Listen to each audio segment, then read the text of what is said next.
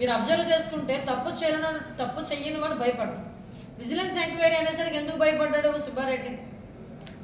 ఆ విషయంలో కూడా కోర్టు ఈరోజు దాని గురించి కూడా ప్రస్తావించిన పరిస్థితి కూడా ఈరోజు కనిపిస్తూ ఉంది. ఈరోజు నిజంగా చాలా మంచిగా స్వాగతించాల్సిన విషయం. డెఫినెట్గా సుప్రీంకోర్టు ఏదైతే చెప్పిందో దాని ప్రకారంగా సిబిఐ ఆఫీసర్స్తో పాటు మన లోకల్ పోలీస్ డిపార్ట్మెంట్ నుంచి ఒక 2 అఫీషియల్స్ని కూడా వేసి సిట్ ఏర్పాటు చేయమన్నారు. దానికి కంపల్సరీగా మనం స్వాగతించాలి. ఎందుకంటే ఇప్పుడు నిజాలు తేలాలి.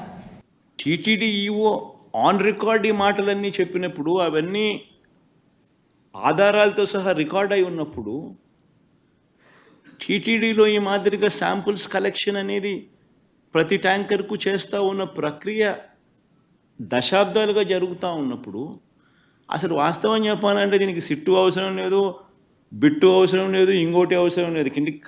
కంటి క్లియర్ కట్గా కనపడతా ఉంది అసలు ఏమీ జరగలేదని.